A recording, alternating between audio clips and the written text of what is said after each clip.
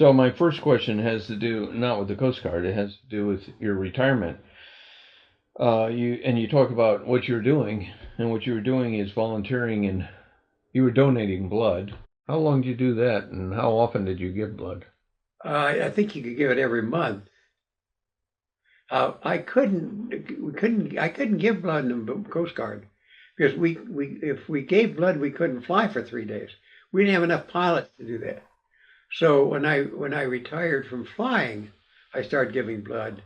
I gave blood after I got out of flying when I was in headquarters, starting in headquarters, and then I just kept it after I got out of the Coast Guard.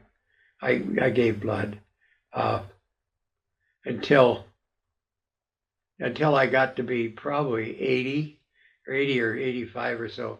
One day my doctor said, you probably don't need to give blood any longer.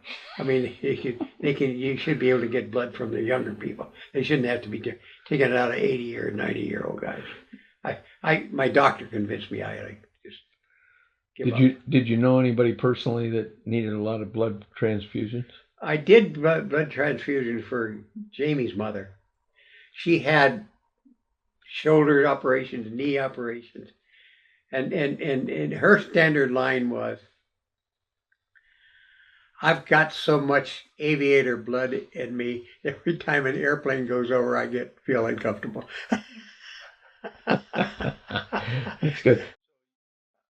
I never got around to give plasma. You could give plasma more often, but by the time they were starting to take plasma, I was getting up there in the 80s something, and that's when my doctor said, now there's younger people that should be given blood.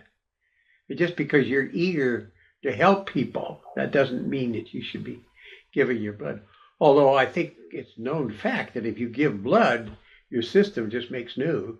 So if it makes new blood, well, that's not bad. Did you ever donate spinal fluid? Yes, I did. I did that twice. In fact, I was the #1 candidate, and he was going to take the spinal thing, and you bend over the table where you're supposed to lie, but you bend over, and they're supposed to be able to take it, and they couldn't did it that way, and then finally the last resort they lay you up on the table and on your side in the fetal position, something like this, and then they could get the needle. But I was his first spinal tap guy in this study. They were going to study the spinal fluid to see if there was any markers in there about Alzheimer's and so forth. So they had Alzheimer people doing but I was a control, see? Yeah, right. So they needed control Made people sense. to check what the control guys' blood was like.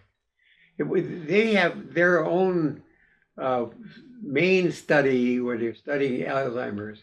That's their main program. They do a lot of other research programs. And this was another one of the additional ones. I was the first guy to get a CAT scan, for example. No, an MRI, the noisy one, MRI. They had a lot of staff people do this. They'd never had another person do that. When they did this MRI, they must have had 20 or 30 people there observing doctors and so forth. Now when you go in for an MRI, they have the attendant, he puts you in the machine, he goes back to the table and starts it and does all of it. One guy does it.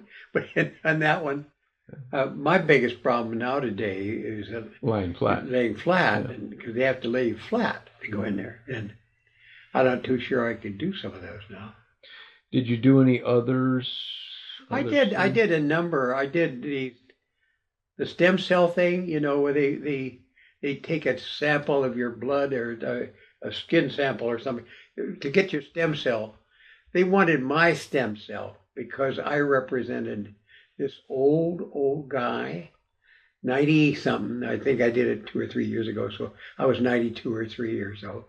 Here is this 92-year-old guy, never been sick in his life, never has headaches, never has toothaches. He doesn't. I mean, and he's just never been sick. And they're going to get my stem cell. Well, you get stem cell, they can remanufacture that.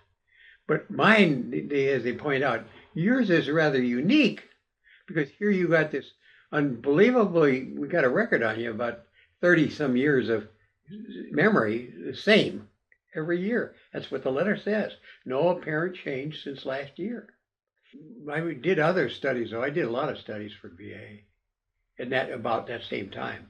That was I used to take VA tests, and then after a period of time, they told me I was skewing their results because of my education. She said, you've got 20 years of education, and I used to do it. I do their tests when I get done. I tell them what questions I thought were questionable and why I thought they weren't answerable with definitive answers.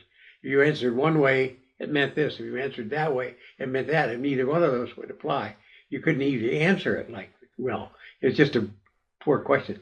So they finally put me into what I used to analyze the test. I would take the test to tell them how I thought the test ought to be adjusted. And they liked that. And I did that for many years. You got a clip about my offering advice, whether to ask it or not. That's pretty true of your dad. I admit to that. I feel I was put here to make things better if I could. Didn't make any difference who I'm trying to make better. And I, like you say, I gave advice to the seniors just like I gave it to the juniors. If I thought what I had was something that was suitable and beneficial, I offered it. That was my